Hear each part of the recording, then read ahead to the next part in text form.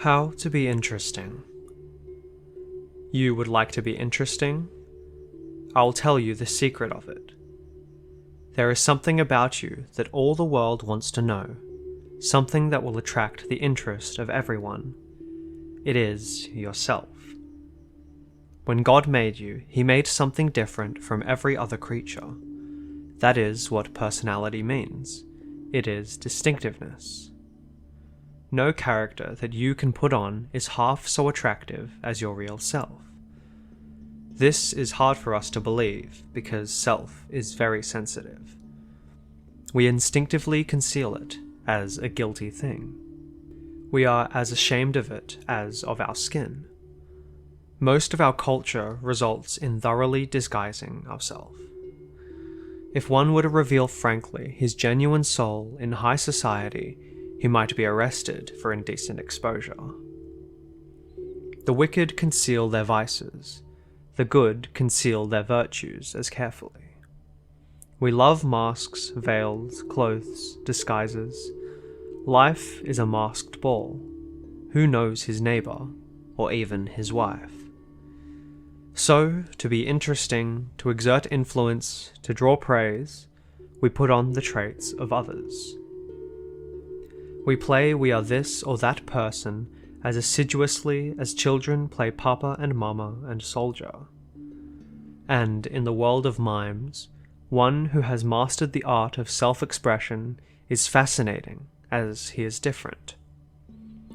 Even the actor, presumably a player of roles, is successful in proportion as he reveals, through all his various parts, his own self. Mansfield was always Mansfield in everything he did, and Irving could never shed his Irvingness. No actor ever became great except as himself. We go to see John Drew for the John Drew in all he acts.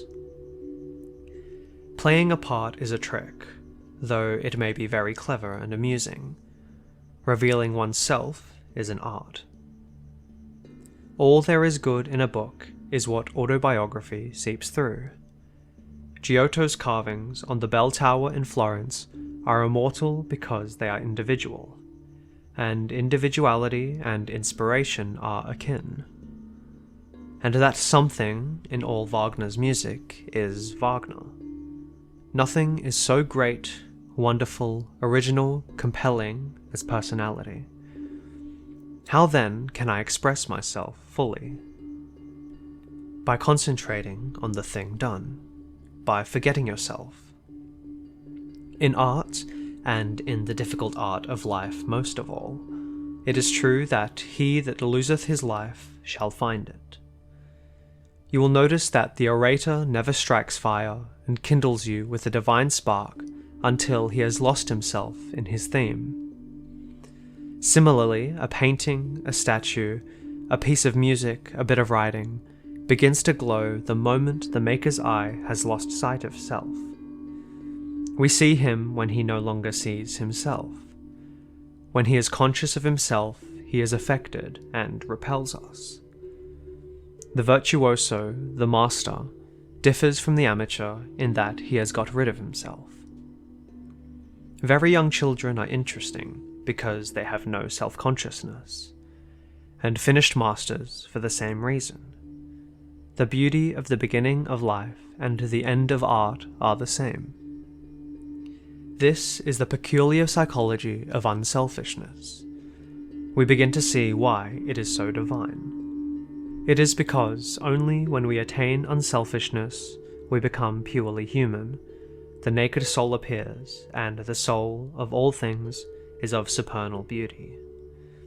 To conclude, if you would be interesting, forget yourself.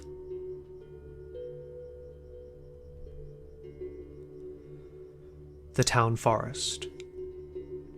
A recent newspaper article calls attention to the movement now making in this country to establish town forests. The end aimed at is that every city and town should have its municipal forest. It would be a permanent and profitable investment. The individual can hardly be expected to plant trees on a large scale, because he cannot live long enough to get his crop. It is a business for the state, and a paying business. Many European cities own forests. Zurich in Switzerland has owned one since 200 years before Columbus discovered America. It yields now about $8 an acre. The forest is not only a paying affair, but it purifies the air, protects the water supply, induces rain, and otherwise conduces toward the health of men. It is also the greatest of places for recreation. Forests usually occupy land that otherwise would be waste. Intelligent provision should be made by the whole people to preserve and increase the trees, as they are not only a source of wealth, but of health. At present, we have some 550 million acres of woods. It is estimated that by the time our population reaches 150 million, our forestage will fall to 450 million acres. This situation should be guarded against. We ought to have 7 times as many acres of woodland as we now have. Every town and city in the United States should have its own forest.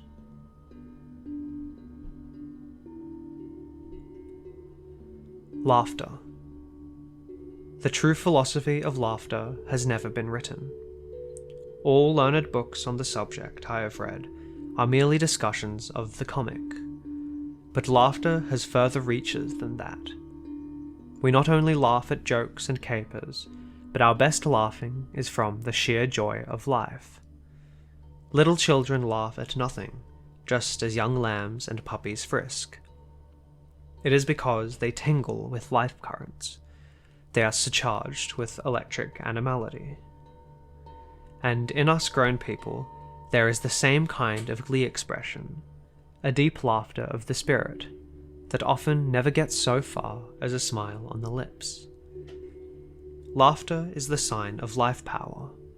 It is the foam that breaks upon the crest of life's hugest waves. It is the noise of the fountain of creative power. It is the war shot of the soul triumphant.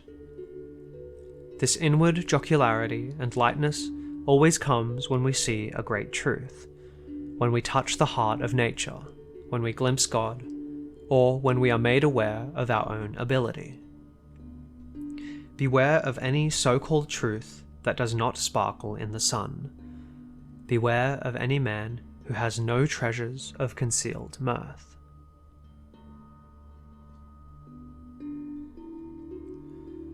The one you can talk to. Is there one you can talk to?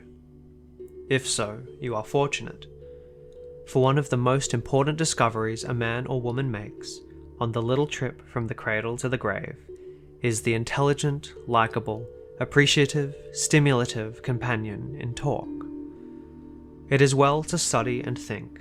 It is well to vision and plan. It is well to be energetic in the market, and anon to retreat into silence and take counsel with your own heart. But best of all, it is to find a friend with whom you can talk things over. President Eliot spoke of the 5-foot shelf of books into which the quintessence of literature might be compressed. But 5 friends are better, who represent the gist of humanity, and mean more cultural value and more fun. What a joy comparable to pouring out the dregs of your heart, shaking the fluff and debris from the hidden corners of your mind, and turning your soul inside out like a trousers pocket in the presence of one who understands. It is the joy of the confessional plus. It is companionship plus. It is love plus. It is self-knowledge plus. You can love a woman and yet not be able to talk to her. You can admire a genius, appreciate a friend, esteem a relative, revere a saint, and yet have no freedom of talk with them. I've seen a man and a woman living in marriage contentedly enough for 20 years and yet entirely unable to talk freely together.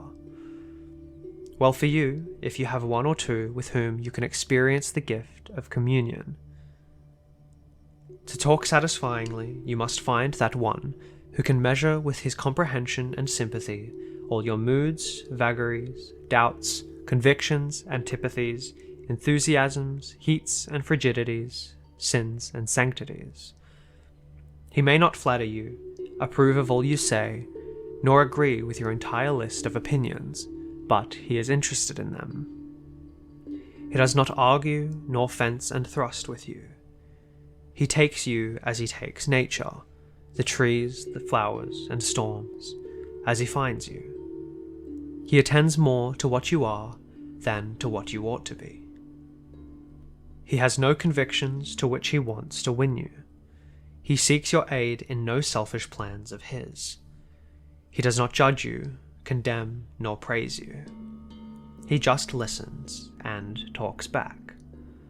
When you are with him, you enjoy a revel in frankness, a debauch of self-expression. With him, you discover yourself. As you talk, you find out what you really think yourself. Without him, you hardly know what to believe. With him as guide, you explore yourself, finding strange things. You don't remember so much what he said as what he led you on to say. By his stimulus, you forward your creed, you round off your opinion, you uncover your tastes, your mind takes form, you are born again. For remaining ever within yourself, you become lost in clouds of speculation, in the dim fogs of your own inexplicable nature, in the uncertainties of your own decisions. You swamp yourself in the quagmires of morbidity, or wander into self-depreciation or fevered egotisms. But talking to him, you open the door. The cleansing wind blows through, doubts are scattered, the sunshine enters, and rubbish is disclosed or beautiful treasures. The man or woman you can talk to is the gift of gifts, your other self, your true priest of God.